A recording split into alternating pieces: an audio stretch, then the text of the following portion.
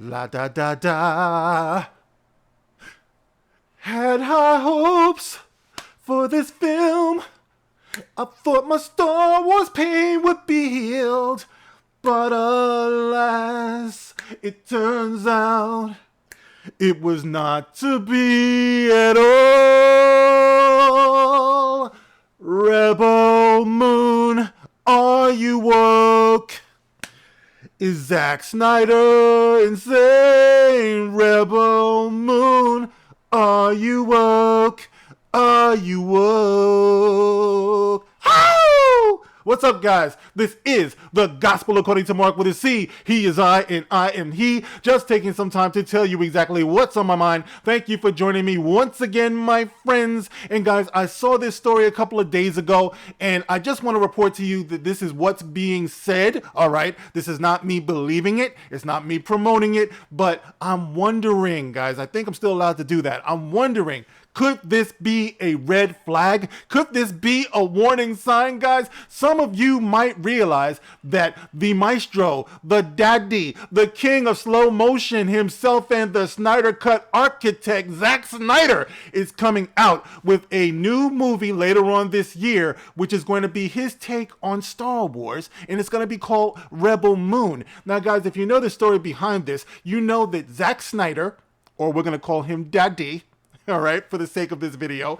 Daddy Snyder once wanted to write a script for Star Wars, because we all know that Star Wars under Disney Lucasfilm has gone down the drain and people are in need of some serious sci fantasy. So Zack Snyder was going to bring it, and he was going to bring it, of course, in slow motion, of course, as he's known for, but I am not going to deny that that man is a talented filmmaker. I enjoyed the hell out of his Justice League cut. I think Dawn of the Dead was one of my favorite zombie movies of all time. So I'm not, and of course 300, who could forget that? So I'm not a Zack Snyder hater, you know what I mean? But I'm not a fanatic either, okay? I do realize there's certain things about his style does kind of grate on me a little bit. Once again, that slow motion, baby. But anyway, Zack Snyder was going to do a Star Wars movie, but for whatever reason, it didn't go through, okay? But he still had that itch. He had that itch that needed to be scratched, and so we have Rebel Moon, which is going to be coming out. Now, I've seen some of the stills of this thing. It looks great. It looks exciting,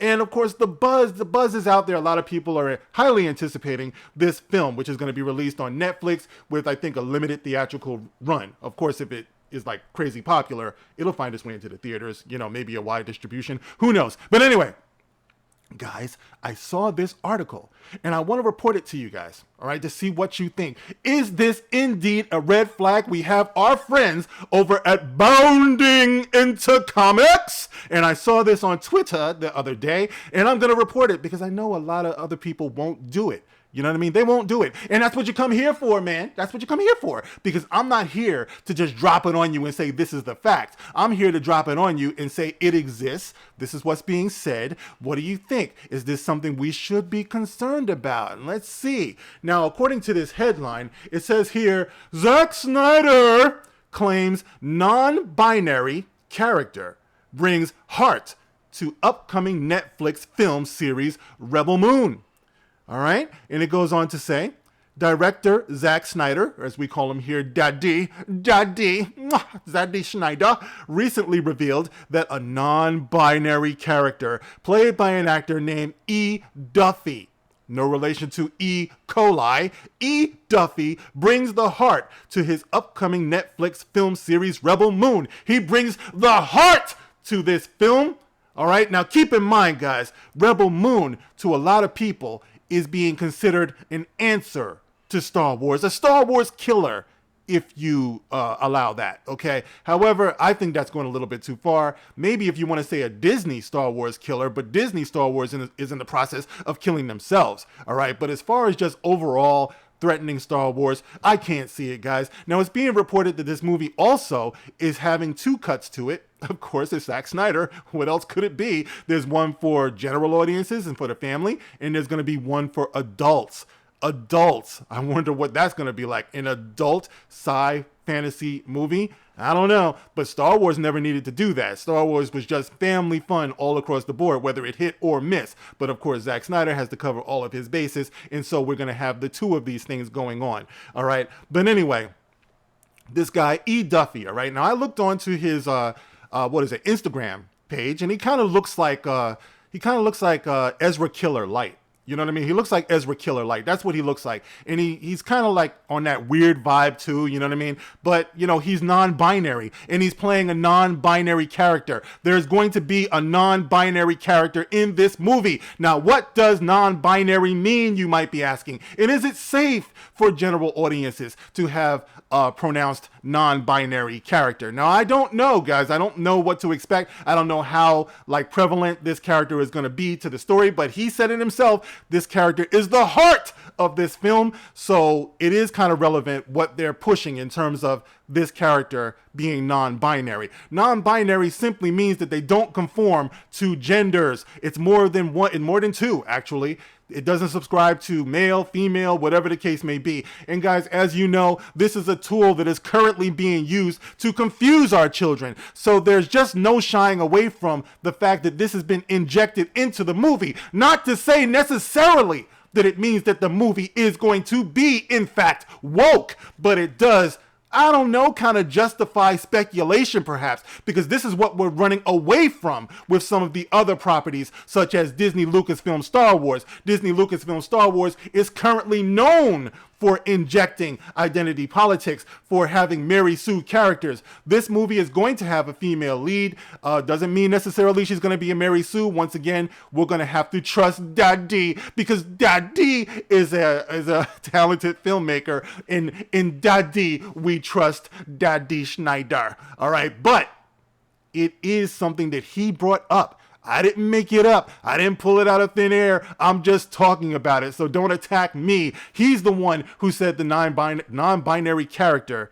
is the heart of his story. Now let's go on to see what else is being said here. Let's hear from Daddy himself, shall we? Director Zack Snyder recently revealed that a non-binary character played by an actor named E. Duffy brings the heart to his upcoming Netflix film series Rebel Moon. Speaking with Vanity Fair, Snyder explained the character named Milius comes from a small farming village that got destroyed, and their people never really stood up. They got slaughtered. He then went on to reveal that he believes the character brings heart to a group of rebels that plan to fight back against the oppressive mother world. Woo! It's so exciting. Snyder said, I think it's heart. That really is their specialty. In a lot of ways, they have the purest motivation to fight. He added, everyone else is battling some past demon, whereas Milius feels, my world was destroyed, and it was very similar to this world. I didn't get a chance to defend it, so I choose this one to defend.